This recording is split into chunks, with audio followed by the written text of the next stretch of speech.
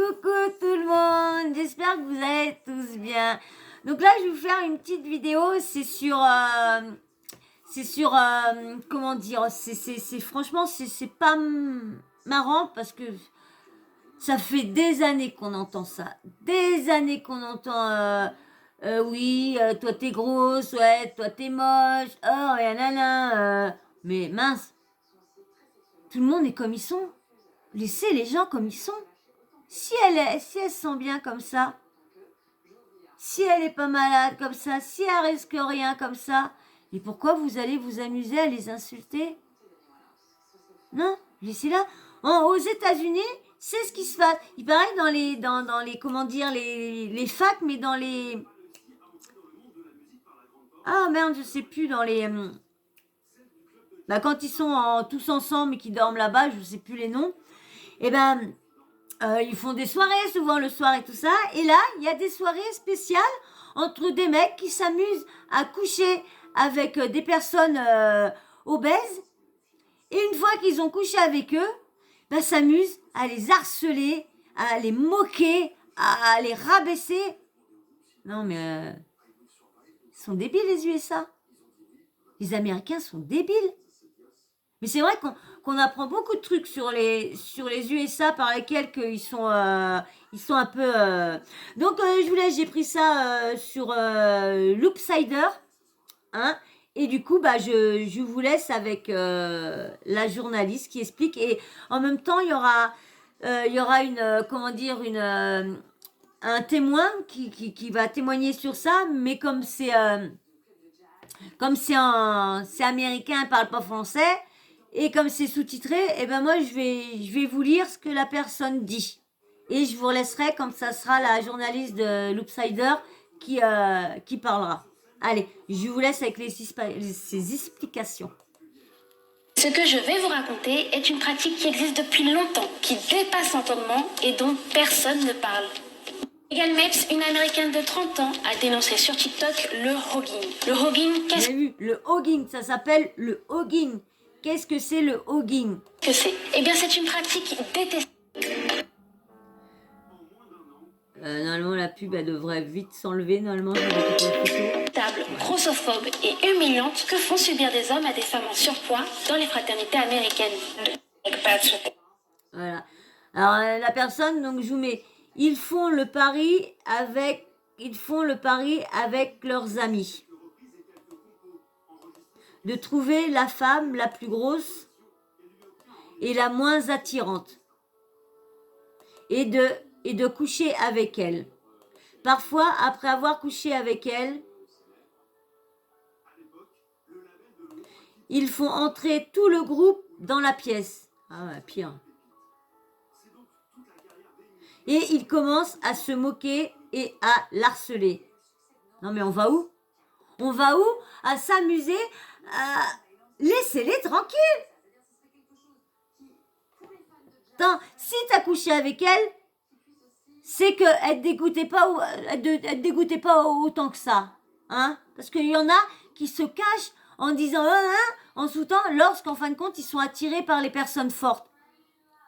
Mais par contre, comme ils sont dans un groupe où que l'autre, il aime pas, il est grossophobe, ah bah le copain à côté, ah bah il va pas s'amuser à dire qu'il aime les femmes fortes, hein. Ah bah ça non.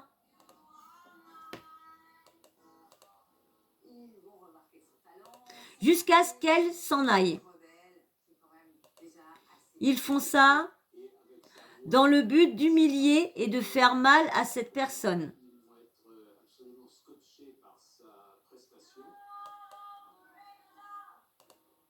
Je vous remets.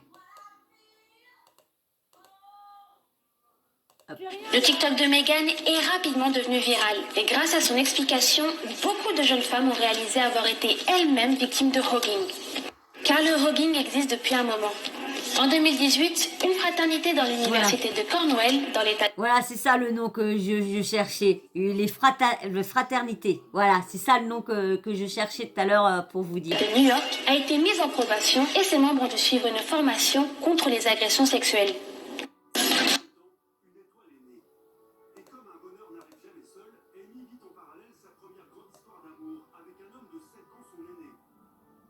C'est une pub. qu'il pratiquait activement le hogging à travers des concours appelés rôtis de porc. Plus les mecs couchaient avec des femmes grosses, plus ils gagnaient de points. La question qui se pose, c'est pourquoi ces hommes pratiquent le hogging. Eh bien, d'après une étude publiée en 2006 par les sociologues Ariane Prohaska et Janine Gailey, ils voient les femmes grosses comme des proies faciles et désespérées, qui méritent d'être maltraitées et humiliées. Et pour Megan Mapes, le hogging permet aux hommes d'avoir une masculinité plus forte, car ils couchent avec beaucoup de femmes.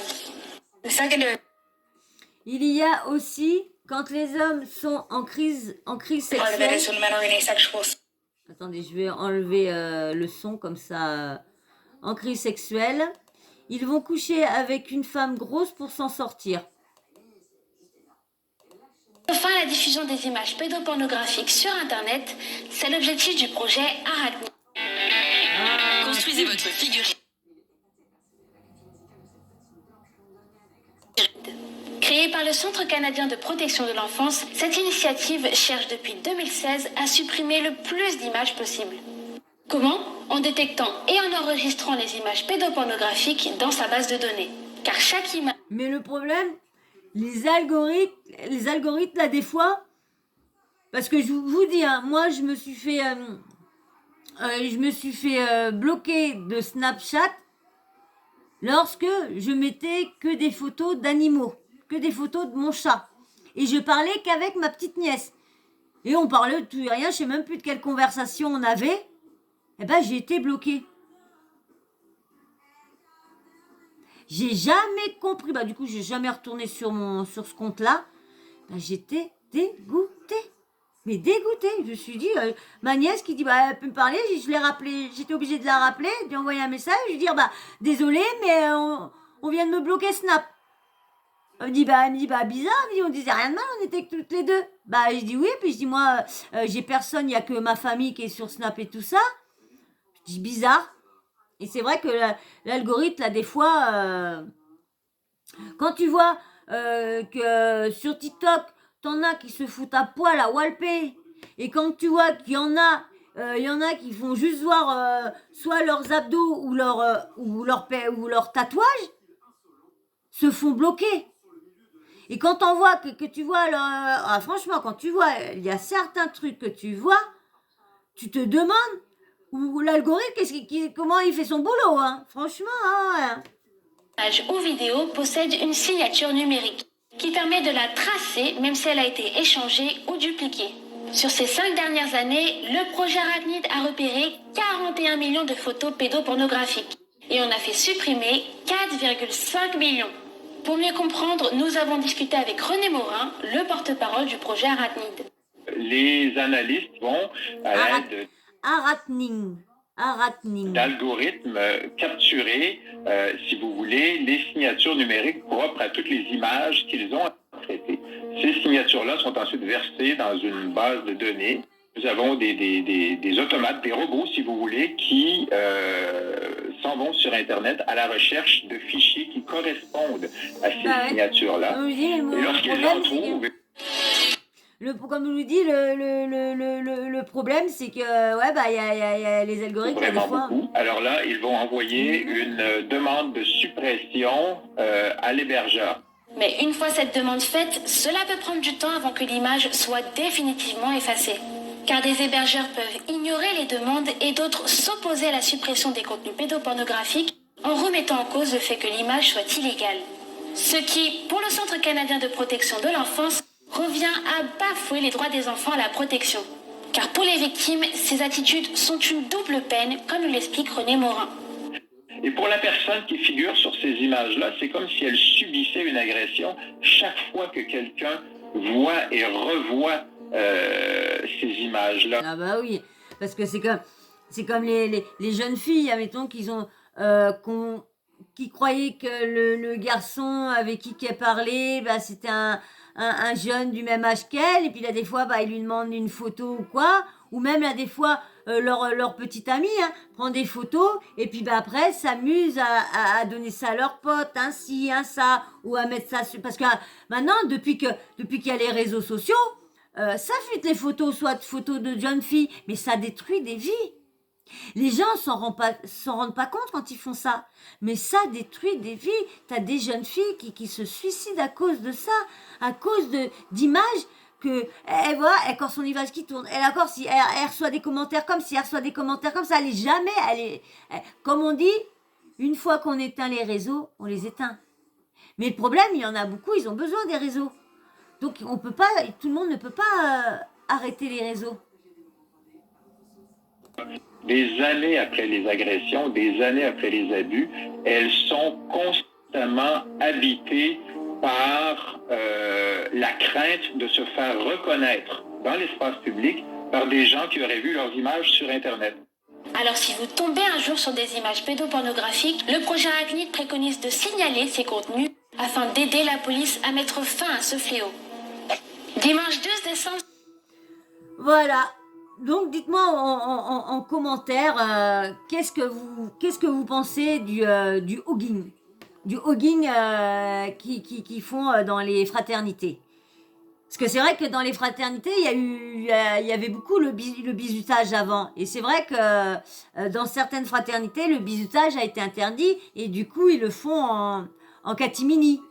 Ils le font par derrière. Et je vois qu'il y a beaucoup de jeunes filles qui leur font boire ci, ils les attachent dans une forêt à poil, où ils leur pissent dessus. Et les filles, franchement, c'est des trucs horribles, le bizutage en Amérique. Mais horrible, hein. J'ai vu une émission une fois. Mais non, mais ça a détruit des vies. Des jeunes filles, toutes bien et tout ça, qui voulaient juste rentrer dans une fraternité, juste pour, voilà, parce que sa mère y a été, ou quoi que ce soit, ou une fierté ou quoi que ce soit. Et quand tu vois que si tu veux rentrer dans la fraternité, il faut que tu fasses ci, il faut que tu fasses ça, un nini, un nana. Il y en a, là, des fois, c'est soft. Là, des fois, c'est soit faut aller courir habillé comme ça, ou des petits trucs. Mais je sais qu'en Amérique, c'est très trash. De toute façon, tout ce qu'ils font les Américains, c'est toujours trash. Donc, comme ça... Donc, dites-moi en commentaire, qu'est-ce que vous pensez du Hot King, des fraternités américaines, des étudiants américains, ce qu'ils ont dans leur tête à faire ça aux jeunes filles, c'est ridicule, mais ridicule. Elles ont le droit de vivre comme tout le monde, d'être aimées comme tout le monde, d'avoir des relations comme tout le monde. C'est vrai que moi je sais que moi je suis une ancienne forte, donc je sais ce que c'est. Et je sais que quand on est forte et quand on est regardé par une personne, parce que je vous dis, hein, moi aussi j'ai eu un pari sur mon dos. J'étais pas si vieille que ça, je crois, parce que j'étais en boîte très jeune, hein. J'étais en boîte à 14 ans, je crois. Ouais, 14 ans, je crois à 14 ans, j'étais en boîte, je crois. Ouais, non, 14 ans, j'ai pas été avant. Ouais, peut-être non, 14 ans. À 14 ans, j'étais en boîte, et c'est vrai, j'étais assez forte et tout ça. Et c'est vrai que quand tu te fais draguer par le garçon que tu t'as vu à la salle de jeu, que t'as vu là, et tu te dis, il est super mignon, et tu vois en boîte de nuit, qui vient te dire bonjour lorsqu'il t'a jamais dit bonjour. Mais après, tu te dis, moi je l'avais vu parce que je sais qu'ils s'amusaient beaucoup, ces personnes-là, à faire le pari. Mais moi, je me suis dit, moi, je l'aurais embrassé, il est beau, je vais m'afficher 5-10 minutes avec lui. Voilà, je suis obèse, lui il a un beau mec, voilà. Bon, sa soirée se passe, il m'embrasse et tout ça, et il me largue après. Il me largue, il me dit, ouais, désolé, t'es pas mon style, nanana. Mais vraiment. Et puis, je le regarde. Ah je dis oui, mais je dis, tu pourrais partager avec moi. Je sais pas ce que t'as gagné pour le pari, mais moi, je voudrais bien gagner quelque chose, parce que je te l'ai fait gagner. Hein, parce que vous croyez que j'étais pas au courant de votre pari de merde. Et du coup, à chaque fois, parce que ses parents tenaient un magasin Sport 2000 dans le quartier, et elle s'en faisait exprès d'aller acheter, il y avait un Sport 2000 et un Intersport, j'allais exprès d'aller acheter mes fringues à Sport 2000 exprès pour tomber sur lui à chaque fois. Et c'était le plus gêné entre nous deux, tout ça, parce que bah, j'avais compris leur pari. T'avais des copines qui disent ouais, t'as pas vu que c'est un pari? Bah si, je l'ai remarqué, hein. Mais je dis je vois pas pourquoi j'en aurais pas profité aussi, voilà. Lui, il l'a fait pour un pari, bah moi je l'ai fait parce que je l'ai trouvé mignon, puis je me suis dit, ah, oui, parce que avant, je cachais mon homosexualité en sortant avec des garçons. Parce que moi, la première fois que j'ai embrassé une fille, j'avais 12 ans, 12 ans et demi. Bon, c'est la fille qui m'a embrassée. Moi, elle était un peu plus vieille que moi, elle devait avoir 16 ans, un truc comme ça. Et elle m'avait demandé, est-ce que tu aimes les filles? Bah moi, je lui ai dit, je sais pas, moi je sais que, moi je pensais comme j'étais forte, je pensais comme j'étais attirée, mais je pensais qu'elles étaient, comme elles étaient plus belles que moi, c'était pour ça. Mais je pensais pas que, c'était, et voilà, et puis bah après quand elle m'a embrassée, bah j'ai jamais voulu arrêter. Mais par contre, bah je me cachais comme ça. Et voilà, et quand on est assez forte, on n'a pas confiance, on n'a pas beaucoup confiance en soi, et donc voilà. Mais moi je trouve ça quand même ridicule, hein. Mais bon, c'est comme ça la vie, hein, comme vous voulez, il y a toujours des gens qui sont un peu siphonnés de la case, qui trouvent ça marrant de faire mal aux jeunes filles et tout ça, parce que je suis sûre dans le lot, hein, il y a bien des jeunes filles qui sont suicidés ou qui sont tombés en dépression et qui sont dans une dépression qui n'arrivent pas à remonter, hein. Ça se peut, hein, parce que ça fait tellement mal, hein. Parce que moi je vous dis, quand je me suis douté que c'était le même, il faisait la même chose avec moi qu'il avait fait avec d'autres filles, que c'était pour le pari, sur le coup ça m'a fait mal, et je voulais aller l'envoyer chier et tout ça. Mais après je me suis dit non, pas dans son jeu. C'est lui qui va se trouver encore plus con avec ses potes après. Et c'est ce qui s'est passé, donc j'étais fière de moi.